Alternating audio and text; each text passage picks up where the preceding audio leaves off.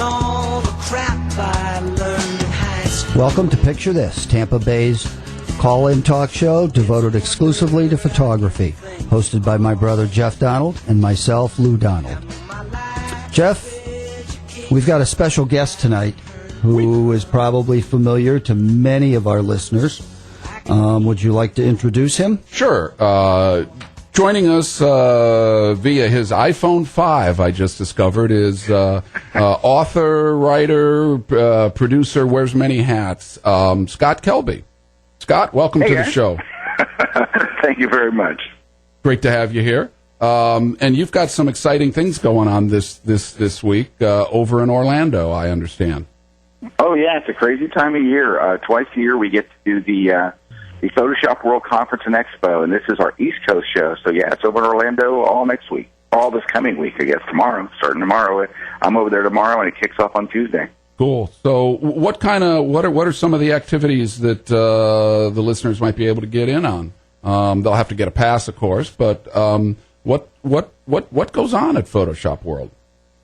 Well, it's a big training conference. We have over 100 classes that are full-length classes taught classroom style. Sure. And we have pre-conference workshops where we have a lot of hands-on workshops and things as well. But what your listeners could do if they're not already registered for the conference is they can go to the expo floor for free. Cool. You can go get a free expo pass. And on the expo floor, we have people like Epson's there, and Nikon's there, and Canon's there, and Adobe's there, and they all have booths and demos, and they do, they're showing their latest stuff off.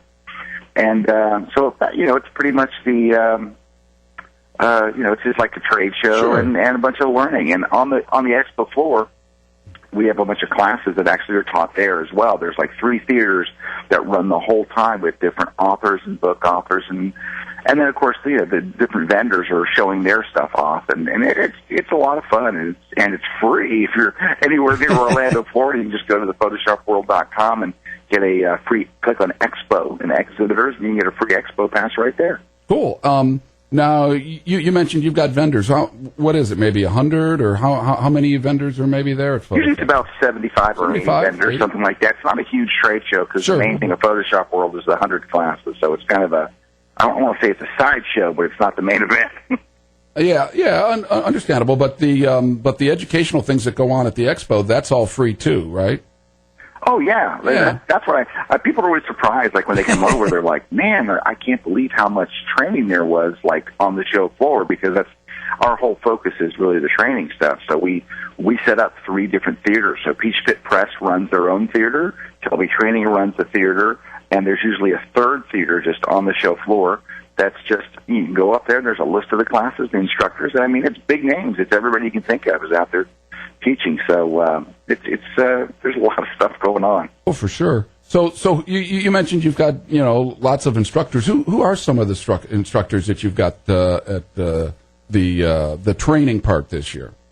Well, we always have the Photoshop guys, which is of course myself, Matt Kloskowski, Corey Barker, R.C. Concepcion, and Pete Collins. But we also have a bunch of famous photographers. Joe McNally is, Sure. of course, one of our big instructors. Dave Black from Sports Illustrated. Moose Peterson, Joel Grimes, Jay Maisel, David Zeiser, Frank Doerhoff from over in Holland comes over. Wow. We have Bill Fortney, who's a very famous landscape photographer. We've got, let me think who else we've got. Glenn Dewis, Wow. Eric Ballin, Jack Resnicki, Jason Group, very famous wedding photographer. Mm-hmm. All kinds. It's kind of a who's who of photography and Photoshop. And of course, we even have the Photoshop product managers, like Lightroom product managers teaching, Photoshop product managers teaching, Julianne Koss from Adobe. So we have some of the evangelists. Yeah, cool. Yeah. And we have a bunch, of course, it's not all photography. The focus, of course, because it's Photoshop, it's photography. But, we have 7 different training tracks. So if you're into Lightroom and you're a photographer, you can just go and see Lightroom training all day, every day. Or if you're into lighting, we have tracks just on lighting all day, every day. You could go to Photoshop World, learn lighting, and never, ever attend a Photoshop class. It's like 7 conferences in one, kind of under one roof. That's just amazing. And so, but mostly this takes place over just two days, kind of Wednesday and Thursday. Is that right? It's actually Wednesday, Thursday, Friday. It's 3 full days. And Friday as well. So what time does it break up? Like Friday afternoon, late or something? Yeah, Friday afternoon around 4-ish, I think it's kind of over. And we allow the public into the trade show the second and third days. So Thursday and Friday, the public's allowed in. And the first day, we reserve it just for NAPP members. So those 2 days are wide open. So I know quite a bit about NAPP, but I have a feeling some of our listeners may not. What is NAPP? It's an association for people who want to learn Photoshop, basically, to put it in one sentence. But so we publish the magazine, Photoshop User Magazine, which is a regular full print magazine like you find on the newsstand. And in fact, it is on newsstands, but of course our members get it free. And it comes out 10 times a year. Wow! And it's like 130, 40 pages an issue, and it's just all tutorials and training, and it's like getting a book delivered 10 times a year to you. And we have a huge website. We have the biggest, most comprehensive Photoshop website anywhere, with new tutorials going up every single day, 5 days a week. And it's lots of stuff, just a ton of information about Photoshop. And, of course, if you have an association, one of the big things people want is discounts. Sure. So we've arranged discounts on, like, everything, every plug-in, every printer, everything, plus everything from rental cars to hotel rooms to anything we can get somebody to give us a discount on. And, like, for example, B&H gives all of our members free shipping. Yeah, that's really cool. I have people that join just for that. I met a woman at a trade show once. She goes, I love your association. I think it's awesome. But I just want to tell you and be honest, I joined because I'm a pet photographer, and I have to buy a lot of seamless paper, and the shipping was killing me. There you go. And I heard that you have free shipping from B&H, and so I joined. And now she goes, now I'm a member for life. I love it. It's the greatest. But honestly, I joined to get free shipping. I'm like, I really have no problem with that. Yeah, whatever works. Yeah, and now you've got, I think, just as an aside, we were talking before we went on the air. I mentioned that you and I had a connection through Apple. I think you've even got a discount on Apple products for your members too, don't you? This is crazy. We don't talk about it very much, and Apple doesn't really like you to talk about it very much. But we have our own version of the Apple Store just for members. Yep. And the discounts, as long as you're not buying whatever the world's hottest thing is. If you want an iPad, they don't give you very much off. Right. If you want an iPhone 5, they're like, no. Yeah. But if you want to order a Mac, you want to order a MacBook, I put it on my blog one time. I ordered a MacBook Pro, not a MacBook Pro, I ordered a Mac Pro Tower. Oh, the Tower, yeah. Mm-hmm. Yeah, and I put what the price was for the public, right, and then I put the NAP member price, and it was like $383 cheaper to buy the exact same configured computer. Yeah. And NAP than it was. I said, we ought to run an ad that just says, it doesn't matter if you like Photoshop or not. Are you thinking of buying a Mac? You should join here. Yeah. You'll save more money here than you will, even if you never use anything to do. If you say, I don't even want the magazine, you would still be better off to join NAP and buy your Apple stuff through there than you would be, Yeah. So that's kind of cool. We don't talk about it a whole bunch because, Apple's really sticky about advertising, right? They are. Their logo and things. They are. So we just say, and there's this company that makes computers, and a lot of them are silver. Yeah. And it has a fruit on it, and it has a food logo. It's a fruit, and if you join, you get to save a bunch of money on anything really, except for you're not going to save much on an iPad. I can tell you. Yeah, and I mean, working at the store, there were discounts that. Employees from various companies, but they don't give you much a lot of times in the hot stuff. So I'm surprised. I'm always amazed when I go on there. I'm like, dang, this is good. So let's get back to Photoshop World. That was interesting about NAP though, and all the discounts. It's a great association. But back to Photoshop World. What are you teaching any classes this year? Yeah, I'm teaching. I teach every day. Really?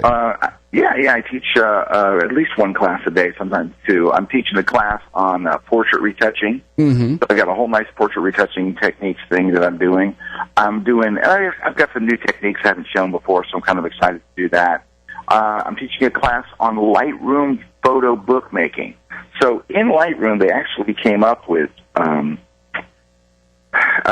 book module in Lightroom 4 that is actually good. I mean, they make really, really nice books. But there's some things you need to know that'll make your life easier. So I'm doing the whole process. So it's like creating your own custom photo books with Lightroom. I'm doing a class on designing with type for photographers. And the reason I do this is because I see so many people making like posters and book covers and all this different stuff. And they have a fabulous photo, and it's destroyed by really amateur-looking type. Yeah. So it's 1 hour to go, look, if you're going to add type to your photos, over your photos, near your photos, anywhere around your photos, follow these kind of things, and your stuff will look much better. So I have a whole class on that. And then I've got a class on shooting sports. So I shoot a lot of sports. I shoot a lot of NFL and pro sports. And so I'm doing a class on tips and tricks for shooting sports. Yeah, I never thought of you as a sports photographer, and I read your blog. I used to read it daily, but I've got to be honest. With my schedule nowadays, I maybe get to read it once or twice a week. But your sports stuff is really come along. Not that I'm any great judge of it, but I think you're a pretty darn good sports photographer, and the things that I see you publishing, you've really got a passion there. Well, thanks. Hey, so now that you brought that up, yes. Well, I mean, so yesterday, so this is going to sound weird. This is way off topic. So, sure. But so I hired a portfolio consultant. Okay. So I hired a woman who was a photo editor at Sports Illustrated and at Newsweek, and somebody else turned me on to her and said, "You got to listen to this woman. She's really got some great ideas." And I listened to her. She did a podcast. I listened to her, and I got to find her. I went to her website. I called her. I did a consultation, and I hired her. Cool. And she's helping me develop my portfolio. And one of the first things she said to me is, "You need to have a separate website for your sports stuff." Yeah. Because I do my sports stuff professionally. I actually shoot for wire services. I get paid for it. It's like I'm trying to grow that side of my business, not to grow the money side, because I already have a full-time job. But that is my passion in photography. I mean, I love shooting people and athletic portraits too. So I just set it up this week, and I haven't even really mentioned it to the greater public at large. But I can tell you, if you want to go look at it, the web address is Scott-Kelby. Mm-hmm. And then a period, squarespace.com. Okay. So it's scott-kelby.squarespace.com, and it's my football portfolio, my sports portfolio, my athletes portfolio, and then she recommended I have a personal portfolio, so stuff that I like to shoot that's outside of sports, which I've been shooting a lot of cars and a lot of aviation photography. And I'm a member of the Aviation Society. I've talked a couple times out there, or 3 times now out at their convention, and really enjoy that. So it's up and running now. It looks very different from my regular portfolio on my blog, which I'm working on that next. But step 1 of our first consultation was you got to get your sports stuff and move it someplace else, and you have to have a lot less sports stuff on your main stuff. So anyway, that's where it's at, and no one's really seen it, so you're kind of getting to see it kind of first here. I did put a tweet out about it, but not a tweet. I think I put it on Facebook or something. But anyway, I'll write about it later on the blog this week. But since you mentioned the sports photography thing, well, and I like seeing your motorsports. I haven't checked recently, but I assumed you did the Grand Prix a couple of weeks ago in town. I did. I only got to shoot the practice day. I got to shoot the qualifications and the morning warm-ups because, unfortunately, I had to. The next day I was leaving on spring break vacation with the kids. There you go. So I actually missed the race itself, but the city of St. Pete let me shoot for them. They had some things that they needed on their wish list, so they were kind enough to let me shoot for them, and I got some credentials through them. So it was fun, but there's only a few cars on the track at a time, and that makes it a little bit challenging. But I still had some fun. I did a blog post about it, so I love motorsports. Yeah. The cars are so interesting, and I shot NASCAR once, and I got to be honest with you, the cars aren't quite as pretty in NASCAR as they are for any other car racing ever. Yeah. Well, they look pretty from a distance, but when you get up close, you realize that it's almost like they're pasted together, it seems. They are, and they're dinged up, and and they just kind of look like driving boxes. They're not super sleek. They're not super aerodynamically designed. It's, they all kind of look alike. It's, it's not, unless something, And like when I shoot NASCAR, you know, every photographer is the same thing. Where do you think a wreck's going to happen? What turn do you think the wreck will be? Because if you don't shoot the wreck, what are your shots going to look like? You know, two cars driving beside each other. Yeah, going round and round in circle. Yeah, going around and around on the same track. It's not like there's going to be some wild curve where something really cool happens. It's just so you need an event to happen for photographically. I mean, I'm not talking about how the fans feel about the sport. Right. I'm like photographically. You know, you're limited to where you can shoot from, so you need something spectacular to happen, and that usually means a wreck. Yeah. Now, are you still doing some college sports too? You know, I didn't shoot a single lick of college sports this last year. Did I shoot a bowl? I shot a bowl, didn't I? I usually shoot a bowl. Yeah, I think I shot a bowl. It's not the Outback Bowl. Oh, there you go. That was local. That was the only one. I didn't. I wound up shooting almost every single week. I had a season credential to shoot the Buccaneers here in Tampa, and then when I wasn't shooting the Bucs, I was up in Atlanta shooting for the Falcons team, and then picked up a couple of games here and there in between. That's cool. So, you know, you and I, we keep digressing, going down these little paths. So I'm going to bring it back to no, that's okay. That's what the listeners. I think they want to. You know, the people are fascinated about this stuff, and you know, not to kind of inflate this, but you're a bit of a celebrity, so to speak, and people like hearing your experiences and things. That's what I think drew me to your blog was you know, your folksy style of writing, your sense of humor and things. But in any event, getting back to Photoshop world, now you've been doing this for how many years? Oh my gosh, we started, I think the first one was in 1999. Wow. So we've been doing, with the first 2 years we just did one, right. And now we do an East Coast, West Coast. So it's in Vegas in the West, and then it's in Orlando usually, but next year we're heading up to Atlanta, so we'll be in Atlanta next year for Photoshop World, but it's normally in Orlando. Cool. And so I'm assuming like the planning for the next Photoshop World, it probably starts the day after this one ends? It does. I got to tell you, the second one's a lot easier because we do a theme. Each one has a theme, and like 1 year it was Star Trek, and then we do this elaborate movie and big elaborate staging, and also every year we have a theme. And so once you've built the theme, you know what the graphics look like and all, the second show still uses the same theme because the very different audience that comes to the East Coast Photoshop World that comes to the West Coast. It's not like everybody goes to every one. It's just the East Coast folks go to the East Coast one, and that's why we have two, because it splits so geographically. So the second show is so much easier. It's like 15% as hard as the first one. The first one's like giving birth, and that one's like having your second kid. So it's not so bad. So year over year, what do you do or your team do to keep you know the content fresh, the learning fresh? You know, so that the experienced photographers got a reason to come back year after year, because this has been a tremendous success for you and Kelby Media. Oh yeah, it has.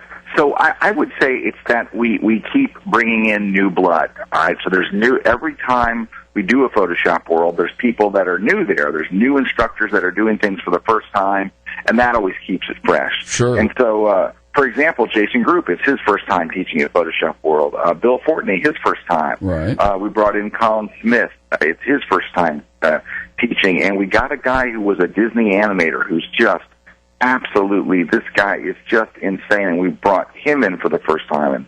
And his name escapes me. Give me 10 seconds. It's Aaron Blaze. And this guy is insane. I mean, he's worked on all these big Disney movies and stuff, and he's just incredible. He's basically a character animator. Wow. So he's speaking there, and we always bring in just new people, just trying to keep things fresh. And then, of course, within our own guys, we're able to, make sure that we're doing new stuff. And so I continually, I'll do my class once on the East Coast, once on the West Coast, and then I need to do new classes next year. So I think we all constantly push ourselves. And another thing that really helps us is Adobe. Sure. They keep coming out with new software for Lightroom, new software for Photoshop. We always have new things to teach every year or so. So that really helps a lot. And the speed at which Adobe's been updating stuff in the recent couple of years has really made like every other Photoshop world's like, wow, we got to learn new stuff. So, and all those things together, I think, keep things new. And by adding new tracks and doing this 7 conferences in one is really, if you haven't been in a few years and you go now, it feels like a whole different conference. We have a whole business track every day, just business stuff, just building your business, marketing, social media, all that stuff every day, all day. So there's just, with 100 classes per one, it's like they're not going to see the same thing twice. Yeah, and I think that business track is a great idea, because I know so many of the photographers that I talk to, they find out that that I had owned my own business at one point, or that I worked for Apple, and so they want to pick my brain about business. And truthfully, I think that's probably 90% of the reason a photographer fails is they're a bad business person. It's not that they can't take a picture; they could be a great photographer, but the business side of it just overwhelms them, and that's it. And for you guys to be delving into that is just really critical for any level of photographer, I think. Well, it's what you said is so right on the money, because it's like you get into photography and you love it and it's your passion. And what happens to a lot of people is they go to their day job and they're miserable and they can't wait to get home to do their photography. They can't wait for the weekend to be just picking up a camera and going. And then they dream, man, if I could do this for a living, if I could just be a photographer, this would be fantastic. So when they finally make that jump, they see in their mind, this is great. I'll be able to shoot photography all day, every day. It's the dream. But in reality, for you to be a success as a photographer, and I've heard a million people say this, you're going to spend 90% of your time marketing, developing your business, sending out invoices, on and on and on and on, and 10% of your time actually shooting. So until you are really, really well down the road, 5, 10, 15 years into a successful business, and it's up and running, and you've got a bunch of assistants, and you're making money and all, is the time where you can start saying, okay, you guys worry about the marketing, I'll worry about the shooting. Yeah. But most photographers never get to that point because they're only dreaming of the photography, and they're not concerned about the business part of it. And that's where they fail, and they go right back to their old job and, doing photography on the side. And so it's a tough business. I don't know if it's ever been harder because the amount of competition out there is just crazy. It's my brother and I have talked about that from time to time. Yeah, we have.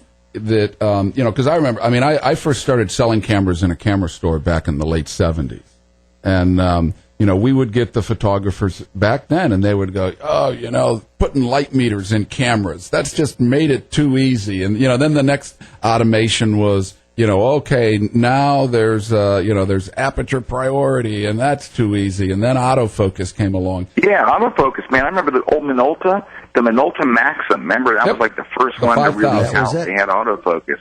Yep. That's how old I am, and I know about a Maxim. That's something that not to call myself an old timer, but that's something I've heard in the photography industry as long as I've been in it. Is, boy, it's so tough now. But I my personal philosophy on it is that the cream rises to the top. The guy that keeps innovating, keeps fresh material, they're going to survive. And you're always going to have what I call bottom feeders. And if you consume yourself with that side of it, you're missing the big picture. But no, you're right, because really, the best photographers, always wind up working because they have the best portfolios, and people are still willing to pay for quality. The problem is you lose a lot of that bottom of the market, and when you lose an account to someone who's been shooting for 6 weeks, and you're like, what? Frustrating. So that didn't used to happen. There was a bar to entry to photography where equipment was so expensive. Learning to make a proper exposure was so hard. It was a craft, and it really took, an investment in time. And you just didn't shoot for 3 months and then go out and charge for a wedding. It was unheard of. Yeah. But with today's cameras, you can open up a brand new camera, take it out of the box, hand it to your kids, send them out the front door. They'll come back with 50 shots that are all perfectly exposed. Yeah. Well, it was kind of there's a quote from Henri Cartier-Bresson where he said your first 10,000 photographs are your worst. And I think the problem now is that with digital photography, you know, I know photographers that do 10,000 shots in a week, and you know, but they haven't learned anything. They just shot a bunch of stuff, and it didn't cost them anything because it's digital.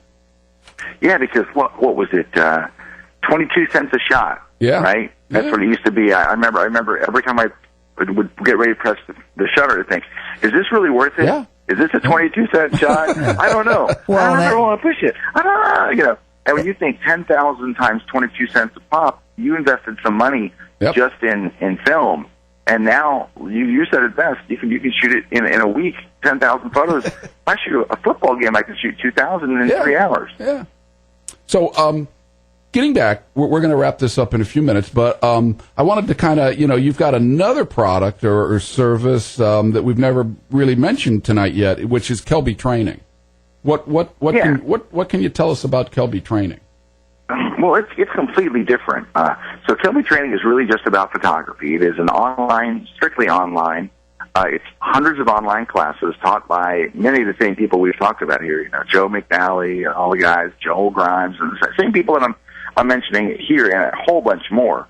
And they're all on location or in studio online classes, really slickly produced, really, really great trainers. They're from 1 to 1.5 hours, maybe 2 hours long at the most. And it's for photographers, where the National Association of Photoshop Professionals is really to teach you the software part of it. Sure. Lightroom and Photoshop. Right. Kelby Training is for, I want to get really good at photography. So its real focus is lighting, composition, camera, gear, all that kind of stuff. And I've got that's the difference. Cool. And I've got to say, one of the I've watched a number of your training videos, but you know, the one to me that makes it all worthwhile. Of course, I've liked him as a photographer for decades. Is that very first Jay Mizell one? That is an amazing piece. I think anybody that calls himself a photographer should watch that training video. It is that good. Of course, Jay's that good, but Jay's crazy. That was such an amazing experience because I basically walked around New York with him for a few hours, and we just literally walked out his door and just let the cameras roll. Yeah. And the video crew did a wonderful job of really giving it a documentary feel. You feel like you're watching Discovery Channel, and Jay's just doing his thing, and it's such an enlightening, eye-opening thing. You don't actually, to see that video, you don't have to actually join Kelby Training. You can actually go to rent that video, I think, for $10. You can go to kelbytraining.com, search for Jay Mizell, or click on his instructor link there. Go to his class, and you can watch it for $10. I guarantee you, the best $10 you spent on photography in a long time. Yeah. Jay just opens your eyes to a different way of thinking. Yeah, he does. It's all shot in New York on location. It's pretty amazing. It's pretty wild day. We're shooting in the subways. We're shooting in the back of taxis. It's crazy. Yeah, and that right there, that's worth the whole price of admission. And I was so excited when I saw about a year or 2 years ago when you got Jay Mizell to start coming to Photoshop World. That's exciting that somebody of that caliber and Joe McNally, Dave Zeiser, I know from Cincinnati. Just an incredible lineup of instructors. It's got to be an incredible 3 days for you and all the people involved. Scott, I want to thank you. Our time is up here. I know you're a busy man, and tomorrow you're off to Orlando, but thanks for joining us, and you're welcome back on the show anytime. Well, you're very kind, Jeff, and thank you for having me on. I really enjoyed it. You had some great questions, and thanks for the opportunity. I hope to see some of your listeners over at Photoshop World. I know we've got some signed up. We Aaron and I worked on some things Friday, and we've got some things cooking. We're going to be sending probably 20, 30, 40 people over, hopefully. Oh, fantastic. Hey, and I tell anybody, see me at the show and we're walking around, please stop me and say hi, especially if you got to listen. I think it's always such a kick because, you know, we're talking, right? We're having a conversation, but outside us is, you know, all these people listening, and it's so cool to be able to connect with someone that was actually listening. So anybody that sees me, don't hesitate to stop and say hi. I'm actually fairly friendly in person. I'm not as mean as I was here on the radio. Yeah, you're the meanest guy I know, Scott. One last question. Certainly. The Worldwide Kelby Photo Walk. Any word on 2013, or is it still top secret? It's not really top secret. I mean, if you've done any research, you could probably figure out what it's going to be. It's going to be in October. It's usually the first or second weekend. I'm not sure which one yet. Excellent. But it'll be the first or second weekend of October for sure, all around the world. Over 1,000 cities again this year. I'm looking forward to, and that's such a kick. It's so much, photo walks are such a great social event. Yeah, this will be my sixth year leading them for you. And you are a good man. Thank you. Yeah, we've got a few connections. Yeah, hey, it's not easy leading a walk. It's a lot of work, right? It's a lot of work. I did 3 of them last year. I did a sunrise. Wow. We did a midday one in Ybor in downtown Tampa, and then I did a sunset on Clearwater Beach. And all 3 of them sold out, so to speak. But they're a blast, right?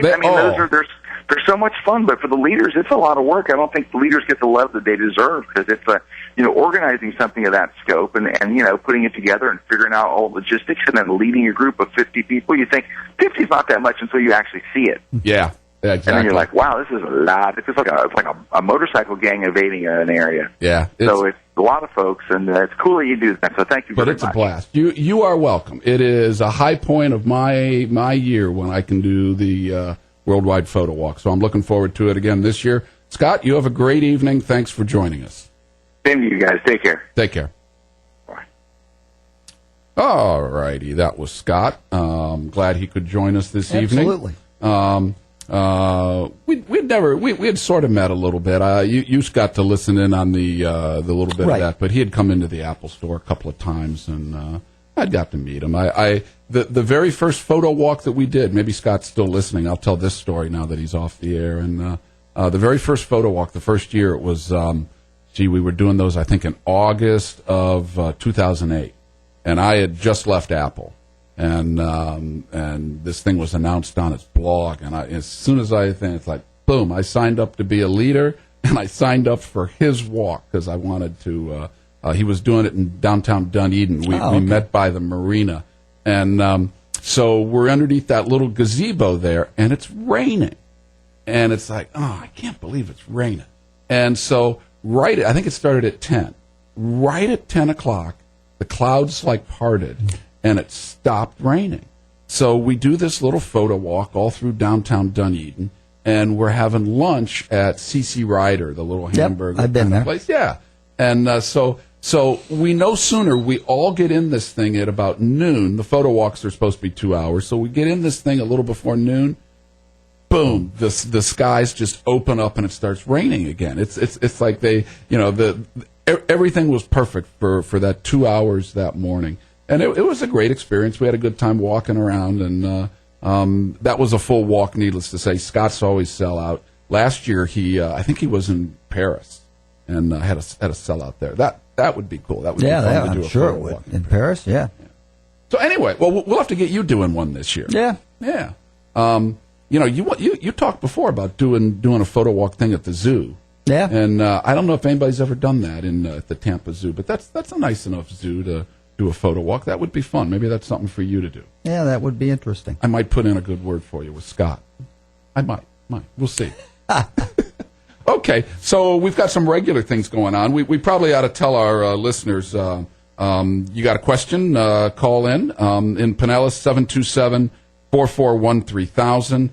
Toll free, if you want to call in, 866-826-1340. And if you've got a question, picture this, .questions@gmail.com.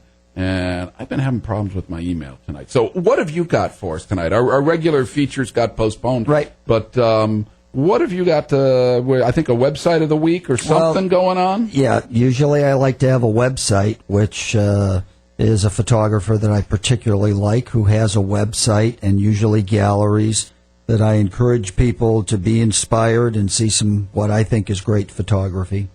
But this particular photographer, I'm not sure he has a website. Or if so, I couldn't find it. But his name is John Isaac. John, John, Isaac, Isaac. He was one of Olympus's visionary photographers for 12 years. But he's an inspirational guy. He was a UN photographer from 1969 to 1999. documentary photography, photojournalism, whatever you want to call it, in all the hot spots all around the world. And then when he kind of retired in 1999, he kind of reinvented himself as a nature photographer. And one of the things that you see if you look at Google Images will be some amazing images of tigers. He was born in India, came to the United States, and went to India and Nepal and places like that. And one of the things that he did is photograph tigers. And I've met him. He's a great guy, wonderful photographer. If you just Google John Isaac photographer, you will pop up a lot of information about him, bios, articles from several magazines, Google Images. Good guy to look up and learn about, because I don't think enough people know who he is. Cool. Yeah, I will have to do that. Maybe I'll see what I can find on the web. Maybe we'll post something on the Facebook page this week for see what I can Google up. This week in photography history. That's my little segment. I did some looking on digging around, and this marks the anniversary of a not so well-known photographer in this country. He's European. He died back in maybe, I'll have to look it up on Wikipedia maybe, but about the mid-90s or so, I think. French photographer, Robert Duaneau. And he was a contemporary of Bresson's, street photographer mostly. His work was impacted a lot by World War II, the Nazi occupation, and all that stuff going on. But he really in Europe was a very influential photographer. How the Europeans dealt with war images and life during that time. But he was born April 12th, 1912. Wow. So this was almost his anniversary. If he were alive today, he'd be 101. So an anniversary there, and it would be nice to see some of his work. It just doesn't come over to this country much. The exhibits of his work, but if you get a chance, check him out. It's French, so it's spelled Doisneau. Robert. So very influential French photographer. Anniversary of his birthday this week. We've got a question from one of our listeners, and this is from Nancy S. And she wants to. She's got a question about why she can't email her photos, and she says whatever software she uses. I've tried to use the programs that come with my camera. I've also one that's on her computer, maybe came with it. They all render the photo too large, she says. At least she's guessing that's it. To upload to emails or even Facebook. Not all of them have this problem all the time, but so far, anything that she's run through Photoshop, and I'm not sure if she's got Elements or which, but I've not been able to upload to send out in emails or even to Facebook. It takes forever and then either stops working or tells me after a very long time the file's too large. And, it does go on to say that she's using Photoshop Elements 11, just started with it, have a lot to learn. Sounds like a basic resizing issue to me. Absolutely. And, go ahead. It's real easy. Just go up to the upper left where it says File, drop down to Save As, and tell it to save it as a copy. Right. And then all you have to do is when you hit save, it'll come up as a JPEG. Right. And instead of leaving it all the way to the right as a large JPEG, take it down to the left to a smaller JPEG. Sure. And tell it to save it. Right. And you will now have a copy in your file of a lower resolution, smaller JPEG that will email. Right. Yeah. So, Nancy, I've got to agree with Lou. But something that most people don't know, most of your email services today, take Gmail and whatever Microsoft's got and Yahoo, all of these, you're pretty much limited to about 25 megs. That's the biggest that an email can be. If it's larger than that, their servers will kick it back. And so, and so what happens is you've created these huge files. And so when you click send on your email program, the program tries to send it. But when it hits their servers and it keeps uploading, and uploading doesn't happen as fast as downloading. Bright House, Roadrunner, all these different services, you get very fast download speeds. Upload speeds are many times like a tenth of the speed. So it will take a lot longer to upload large files. But I think that's what you're running into. And Lou's hit it on the head that you can change the quality setting slider and set it to a quality setting of maybe 5 or 6. Or even lower. Or maybe lower. Unless they're going to try and make a print off of an email, which is not advisable. Right. You can make it even smaller, and it'll look fine on the screen. Right. And Jason wrote in wanting to know, he had a question for Scott, but I know the answer to this. He's asking about how does one get a ticket to the Midnight Madness event that he hosts. This is his band. Yeah. I should have asked Scott what the name of his band. It's Big Cat, something like that. I used to know it. Anyway, but if you go to Scott's blog, the information on getting that into that Midnight Madness stuff is on his blog. Maybe too late, but go to scottkelby.com, scroll down a post or two, and I think you'll see where, and he's got a link in there where you can get your tickets or what have you. And one last question, and then we'll move on. We'll talk about our regular topic. We have a few minutes left. This is from Sue. She's asking, just following up on my question regarding watermarks or copyrights on pictures, how necessary are they in the age of social media? And she goes on to say she enjoyed hearing Scott. So watermarks and copyrights are maybe not essential, depends on what you're trying to protect against and things like that. But basically the way, and you know what we should do is we should get an intellectual property attorney in here. Yep. I know a couple, but I'm pretty well versed in this. So, but if there's a lawyer out listening, I'm sure one of them will call in and correct me. But the basic premise is on a copyright is that the copyright is, or the copyright exists the moment you take the picture. The moment the photo's created, it's copyrighted. And so you go, well, gee, so doesn't it have to have that circle with the C and, you know, all that kind of stuff? It doesn't have to, because copyright protection is afforded the instant it's created. But you can get extra sort of rights or protection if you register your photographs. And it used to be very difficult to do. I shouldn't say very difficult, but time-consuming, hard. You had to make photocopies of them, and a lot of us shot slides, and it was a pain to try to do that with a copy machine and all this stuff. Now in the electronic era, you can put hundreds, if not thousands, of your reduced size images onto a DVD and send them off to the Copyright Bureau, and it's cheap. Whatever you can fit on that disc is like, and I know I don't have the price right, but it's around $50, $60, something like that. It's dirt cheap. But the other side of it is you don't need to do that. A lot of people are under the impression that if they don't register it, it's not protected. It's protected with a copyright the instant it's created. So how does that affect legal rights, though? And this is where an attorney may chime in here.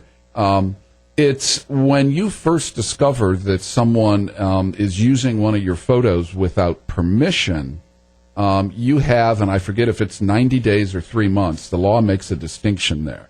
But if you have something, that you feel somebody's using without your permission, you've got 90 days to register that photo, and the law affords you extra privileges. You can now collect damages against that person, and they can be punitive damages, which, if my understanding, I could be wrong here, an attorney will correct me, which is it's like 3 times the value. So you can say, shame on you, we're going to punish you for stealing my picture. And that's what's going to attract a intellectual property attorney to go after these guys. That if it's not registered once you discover it, and then there is that 90-day, 3-month window, but the law makes a distinction there. I forget which it is. You got to get it registered. And so my advice is, and I'm not a lawyer, but if it were me, what I would do is as soon as I saw somebody taking my picture or discovered it, I'd make a screen grab of the website or whatever, and get an intellectual property attorney and have my original file and say, look, I've been ripped off, and let them decide, what it's going to be worth. And, if legally, or just the lawyer needs to write a letter and, give them a takedown notice or whatever that they need to remove that material or what have you. But that's kind of the thing there with copyrights, Sue. The thing with watermarks is, and Lou may feel differently, but my opinion on that is, watermarks don't do much.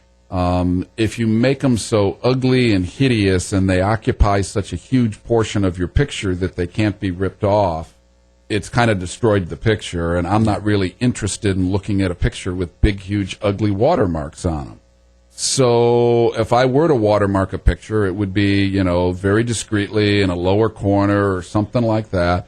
And then if somebody steals it, all they got to do is effectively cut that portion off that's got my watermark. Yeah. So all a watermark does is keep honest people honest. Yeah. But if somebody wants it, it's so I don't really worry a lot about watermarks. But it's probably still going to end up a legal matter anyhow, and that's where the copyright comes in. Yeah, exactly. Okay, that was exciting. I always have fun talking about copyrights and all that stuff, though. I don't know what it is. Maybe I should have been a lawyer. That'd have been something. So our topic tonight, we were going to talk about lenses.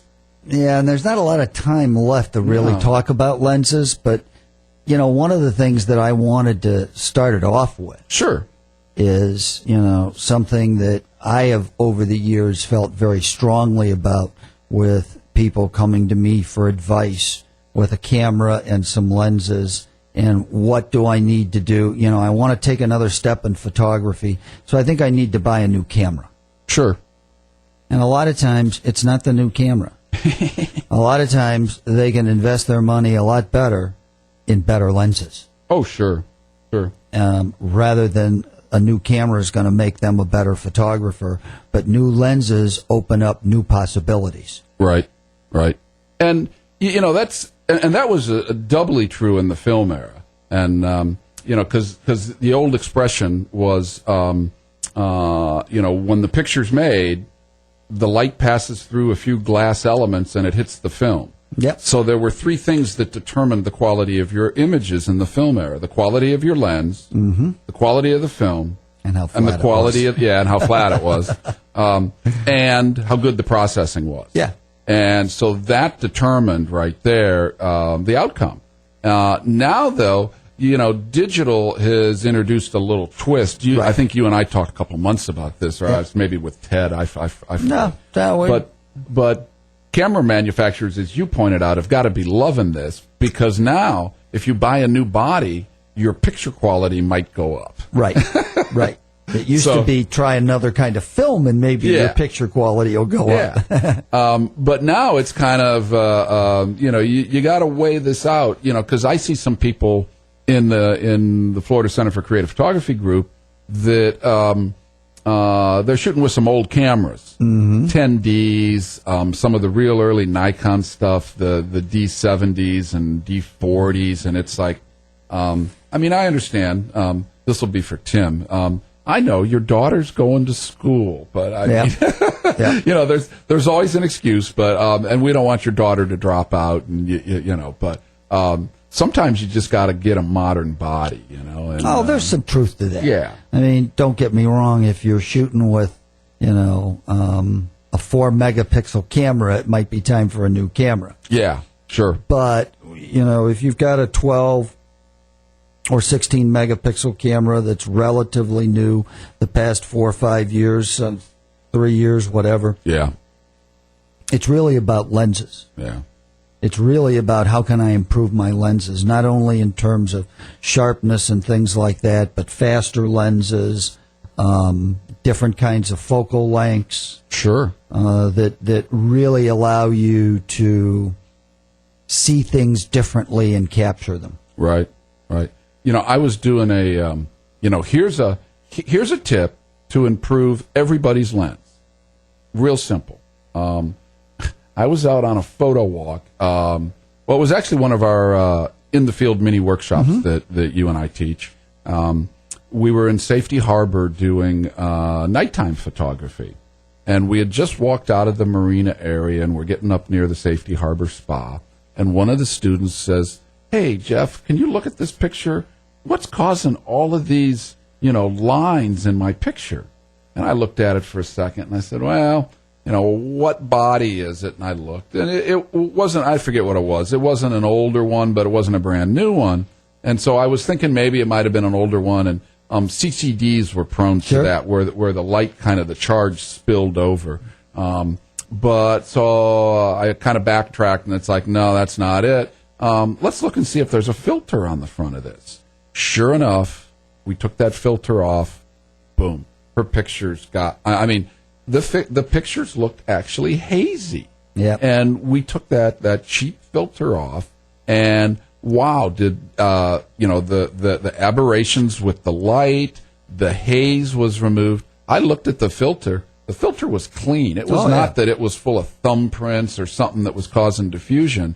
It was just a nasty, relatively uncoated, cheap glass. Yeah, and I don't think a lot of camera stores. It's part of the profit structure. Oh, sure it is. To sell the filters, but a lot of them are selling junk, and they're made in China, pieces of junk, and that's almost a disservice to your customer, in my opinion, when you sell them something that doesn't work really well. Now, it was cheap, it would probably protect the front of the lens from scratches and this and that. But to lower the picture quality by such a degree, that could improve a lot of people's pictures. Take off the darn cheap filters. Get rid of them. No question. I use very few filters because if I can't afford to buy a really good one, I'll do without. Yeah. When I worked a couple months at a camera store in Bozeman, Montana, there was another camera store in town. It was called Sullivan's, and old man Sullivan, he smoked, and this was back in Montana. And he smoked in his store. Oh, no. Yeah, you'd walk in a camera store. Yeah. But people would go in there, and he would talk about. People would go, "Oh, do I need a filter for this?" And if he was smoking a cigarette at the time, he'd go, "Here, let me show you something." And he'd grab this lens off the back shelf, and he'd put his cigarette out on the front of the lens, and then he would proceed to clean it, and it was fine. I mean, people have been, back in the early days of multi-coating and some of this. Yeah, they were very soft. There was some soft coatings and stuff. But the overall gist of it is that the front of a lens is really pretty tough. Yep. And unless you fell down or dropped it, you're unlikely to really damage anything. Fingerprints and things like that, just, clean them off. Yep. Yeah. I carry a microfiber cloth with me all the time, and a little of my breath. Right. You've got to just breathe on it. That's some of the purest moisture you can find. Yep. Is what you exhale. Yep. Your body kept all the pollutants. Yeah, basically. It's basically distilled water, what you exhale. And so it works fine. And, and people are shocked, because they see me walking around with some of my lenses, and they're like, "I don't believe you've got that $2,500 lens and you don't have a filter on." And it's like, I don't want anything between, the front of my lens and what I'm taking. Yeah. So I walk around without a filter. Heliopan, B+W, maybe. Yeah. But, the websites, and my personal opinion of that lens, that's one of the sharpest, certainly probably the sharpest telephoto zoom ever made. I think it stacks up against a lot of the Zeiss and Schneider telephotos really well. That's that Canon 70-200. Oh, the 200-280. Yeah, the new Series 2 one is just amazing. It's actually even sharper than Nikon's by most of the tests. Yep. at that point you're splitting hairs. It's irrelevant. Yep. So I'm not a big filter fan. What's funny is on some of the websites I visit, if you go to DP Review and Fred Miranda and a couple of those, there will always be these lengthy threads that come up every month or so about should I shoot naked or not, and that's the photographer online thing about if you shoot naked, it means you don't have your filters on. Yeah. So if I ask if you're shooting naked this week, Lou, don't give me any mental images I don't need. Okay? Sounds good to me. Yeah. So I suppose we'll talk about lenses next week. We've got a couple minutes here still, but so what are we going to talk about as far as lenses? Well, I really think we wanted to talk about different types of lenses. Okay. From fish eyes to ultra wides to wide angles, portrait lenses. Something that I'm very fond of that I happen to think helps a lot of people is just a plain old ordinary, good 50 millimeter 1.8. Inexpensive, sharp. Yeah. So that sounds like something that'll be fun to talk about. Tune in next week, Sunday night, 8 to 9. Lou and I will be here. May have a special guest, but we'll get to talking about lenses. Thanks, everybody. Have a great weekend, and we hope to see you at Photoshop World in Orlando. Have a great evening. Good night. Shoot naked, Lou. Yep.